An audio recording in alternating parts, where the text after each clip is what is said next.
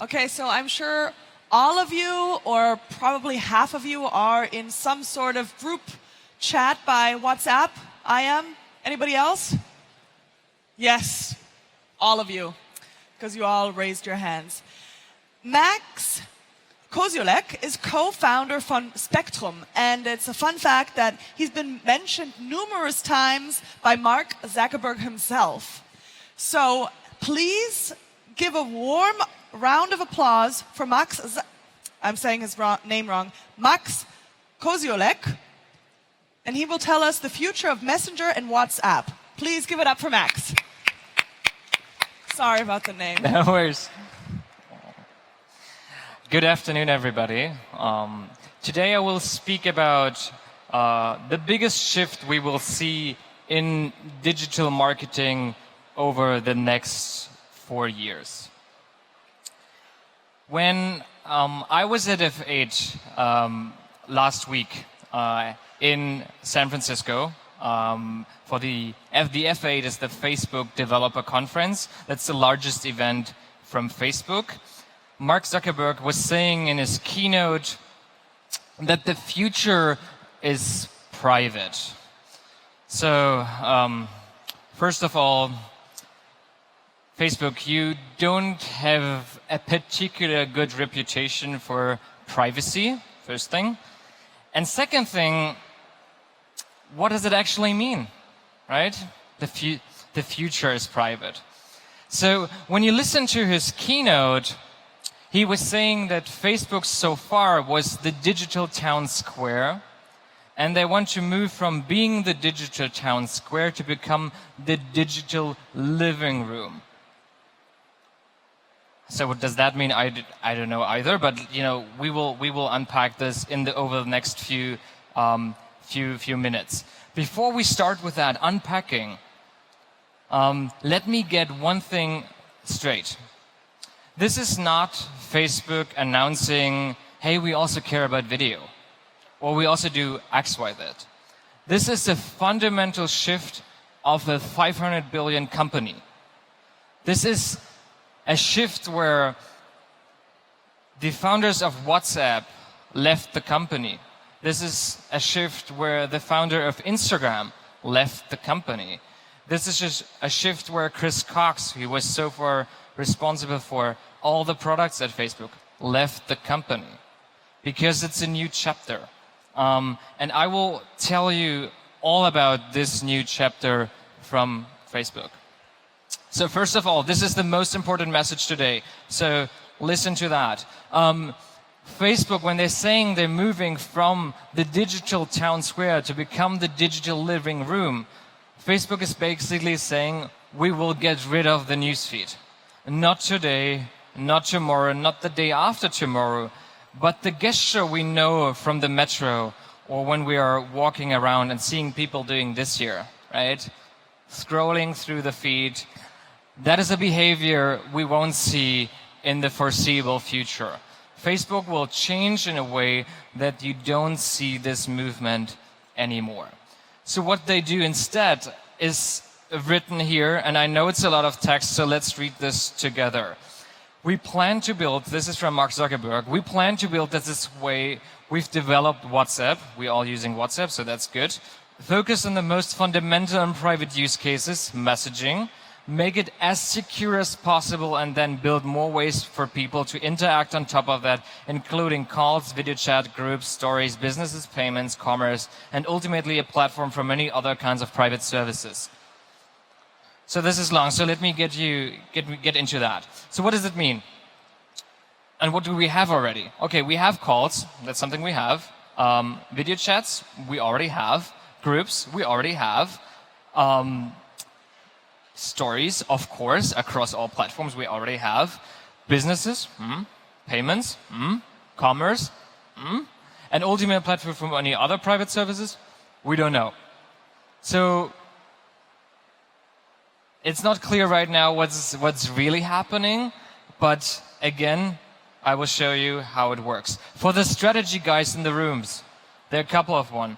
This means also that Facebook is becoming from a once revenue stream company, which is all advertising, to a multi-stream, multi-revenue stream company because they will invest in gaming, payments, commerce, services, and advertising. That's all what they say in that little quote. And why do they do this on messaging? Why they wouldn't want to put the private interaction front and center of their products? So that's pretty easy, actually. So first of all, messaging is already much bigger than social media. It's not only bigger in terms of monthly active users, it's also bigger in terms of daily active users. It's also bigger in terms of time spent in the apps. When I look around here and the people already looking down on their phone, it's very likely that they're using WhatsApp or Messenger instead of Facebook.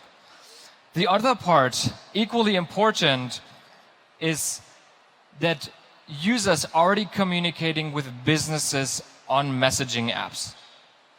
And what you see here in the numbers is that compared 2017 to 2018, this got quite a few more messages, right? And when you see exponential growth at a Facebook scale, then there is probably a little business opportunity there which you want to tackle. Even more important than just the pure number of users every day on messaging apps and how they communicate with businesses is how they communicate with businesses. And most people say, hey, this is all about customer service. I have a problem. I wanted a gray sweater and I got a black one. This is actually not true when you look into the data. Most of the requests people are doing and sending messages to businesses are pre-sales. So they're asking about the product. They want information about the product. They want information about the service and so on. This is much, much bigger than customer service. And when you think about, we all marketers here in the room, if you think about the same on Google, right? So if people are typing and searching for your product and that's a good lead, right? That's something you want to convert. That's where you spend your money on. Currently, brands are not doing this, and most of the messages people do are getting lost. So this is basically the foundation of what you need to know to understand this fundamental shift. It's already there. It's just, you just have to capitalize on this big trend of messaging. As this is the deep dive stage, we probably want to unpack a little bit more how currently messaging works and where the business opportunities are. So to get everybody on the same page, this is how Messenger currently looks like in this latest version. You have on the left side, you have chats. This is where you chat with your friends and your family. In the middle, you have a People's tab, which works a little like a feed, but is not a feed. There you see stories, and then in the future you will see other formats as well. Facebook considers this as a social telephone book. People you know, but you're probably not in contact with every day. You see their content in the middle. And then on the other side, you have businesses. You have a full business discovery where people, can do whatever they want with business. They can chat with businesses. They can book a flight, order a cab, and all those kind of things. So this is already Messenger today. And if you see this tab structure, you already see that WhatsApp looks the same, and it's just a matter of time when it will change as well. Also, the structure reminds a bit, for the people, they know WeChat. WeChat also looks pretty similar, and some people say that Facebook, Messenger, and WhatsApp try to become the WeChat of the Western world. With that in mind, there's maybe some truth in that. Another important change is an infrastructure change. So far you're using Messenger, you're using WhatsApp, you're using Instagram messages, all for different purposes. This will change in the future. In the future, you can send a message to a friend who's not on Instagram to his WhatsApp device and vice versa. Or I can send from WhatsApp to Instagram, I can send from Messenger to WhatsApp, all this kind of things. So we all can, basically incorporate all messages together, which is obviously for business a big thing. Because out of a sudden, you, as a business, if you are on one channel, you are on all channel at the same time. I know that some people of you already tried to do marketing with Messenger, and it's been quite a tough ride. And I know that also a lot of people are hesitating to go there because it seems very, very, very complicated. So let's do some steps together, and I will unpack with you how to get started with messaging the next social media. So first of all, we all marketers in the room, right? So let's focus on marketing. If you want to get started quickly, don't go immediately for, let's do customer service as well, let's do this, let's do that. No, focus on marketing, make this your most important marketing channel. The other thing you have to consider before you even start is that users have very high expectations when you interact with them in such a private way. So as I've just shown you my screen on Messenger, this is where I chat with friends, with family, and so on. So please don't interrupt me with a bad executed experience. So anticipate this, be user-centric, be sensitive about where you send your messages to. The next thing is, and that is especially for the people from corporates in the room, very important, don't make it an IT project. I know that especially being on Messenger and chatting around, having a chatbot there sparks a lot of excitement from developers, and it sparks a lot of excitement from all other people in the room. But if you start there and make it a full IT project, it never worked. I saw so many integrations. If it's become an internal developer project, it never works. There's not a singular success story I'm aware of. So if you want to try something new, don't make it an IT project. It's very, very likely that you will fail. The other thing is, and that is also, if you get started on this new channel, you don't have to reinvent the wheel every time you do something. So go for use cases which are already validated and narrow. So you don't want to solve everything in a chat interface at the very first time. So try to go for something very, very niche. We just hear today from Philipp Westermeier that savings or getting a voucher or something like this that works every single time you send something else. Everybody loves to save some money, right? So start with something like that. You can send a message to your user and they get a saving. Of course they will use that. That's super nice. Easy to do, easy to execute, and you can validate the channel. Another part is guided selling. So what is guided selling? Guided selling means you mimic the experience you have when you walk into a store in the digital world. So when I walk into the store and I want to buy a new pair of jeans, they will ask me, hey, what kind of size do you have? What kind of color do you like? That is something you can do in a chat as well, and only display the relevant examples or the relevant items for the user. A very, very powerful experience which drives the conversion to unseen levels. Last but not least, appointment booking. Asking a business, hey, when do you have time for me? When I can book a test ride, when I can come into the store or whatever. Do that, book right away a time that always works. Every user loves that. So as we all marketers, we care about acquisition, right? So let's have a look at acquisition. How do I get users on this new channel? So you see you have some organic entry points. So you can implement this on the website. And when people have questions, which they often do, before they bounce from your website, they can chat in a very short manner, and you have them even if they close the web page, because it's on Messenger. The second thing is you have a discovery, as I just shown you on Messenger. This is so far something most people are not aware of, but for all the businesses who went on discovery, they saw a couple of thousand users in the first weeks. So it's a very good place. It's almost a growth hacking tool you can use right away when you're in the discovery. And of course, as this is a product from Facebook, you have all the tools from Facebook available. You can acquire users with click-to-messenger ads in basically a heartbeat and use your existing audiences for that and just convert them into a new channel. How does that look like?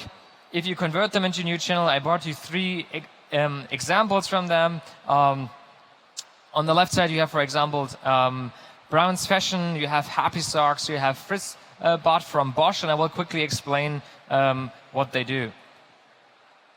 Let's wait until the video is playing. Hopefully it's playing.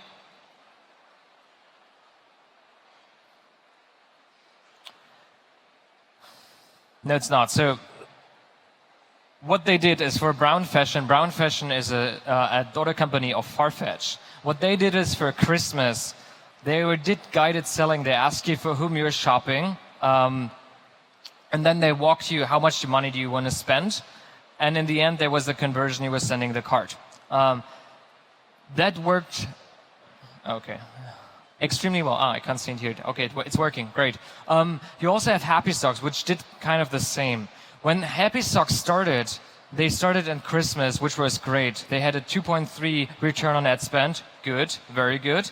When they did the next campaign on Valentine's Day, they had a 3.2 return on ad spend. So even higher, despite the fact that I'm not so sure who is gifting socks to his most significant other for Valentine's Day.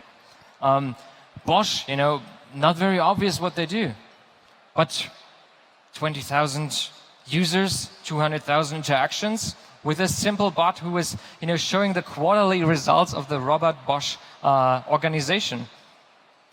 Remarkable results for a pretty simple use case. To be really concrete and to get you started on Messenger, I have a couple of more tips for you. The first one is make it short and snappy. This is an example from Telecom. It has a name, so Tommy is welcoming you and saying, "Hi, I'm Tommy, the Telecom bot."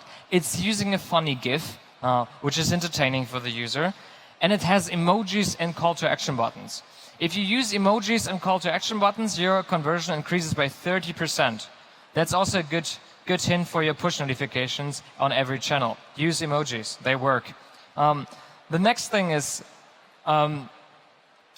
before we go next, if you take care of this copy changes, you can increase your performance, your conversion by 3 times. This is a real life example. So we're working with Telecom, and we were seeing the results which were already pretty competitive. We changed a little the structure and the language, and we are now outpacing the landing page compared to the bot in a ratio 9:1. Just to give you an indication how big of an impact that can make. The other part is use re-engagement messages. Also here an example from Telecom. Re-engagement messages are the most powerful retargeting tool which is out there. Because if you send a re-engagement message, it's not somewhere in the feed, it's not somewhere in your cluttered email box, it's a notification directly on your lock screen. This is the center of the attention of all the users. So you can easily set them up and say, "Hey, did you miss something?" And they will see it right away. The opening rate of this kind of re-engagement messages is plus 90% in the first 10 minutes. You can also trigger a re-engagement message based on a different event. It doesn't have to be just in Messenger. If the user comes back to your webpage and is a Messenger user, you can trigger a re-engagement message. So there's no retargeting via display or via feed necessary anymore. Last but not least, when you start on messaging and integrate here your marketing funnel, it almost never works in the first try. I think nothing really works on the first try. So it's extremely important for you that you measure and improve all the time. And don't just analyze the audience. So some people say, yeah, so I have 50,000 users and half of them are female, but this is not interesting. Interesting is to see how you go down in the user journey and how each step converts the user a little bit more down in the funnel. So this is where you like to put your eyes on, because that makes this channel so effective that you can analyze everything the user says, everything the user clicks in a very, very easy manner. So to wrap it up, here are the key takeaways from this little deep dive. First of all, messaging is the new social. Get used to it. It's already happening, and probably we won't see the scrolling in 4 years in the metro anymore. The next thing is, don't make it an IT project. Don't make it a full customer service project if you want to earn money on this channel. Make it a marketing project, make it a CRM project. That is how you see success on Messenger.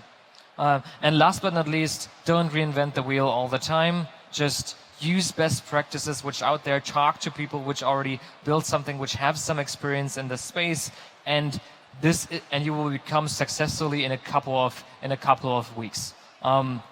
So that's it for the biggest change we have probably in the industry, and I'm very excited to see what you guys are building over the course of the next month and years to tackle this big change on social. Thank you very much.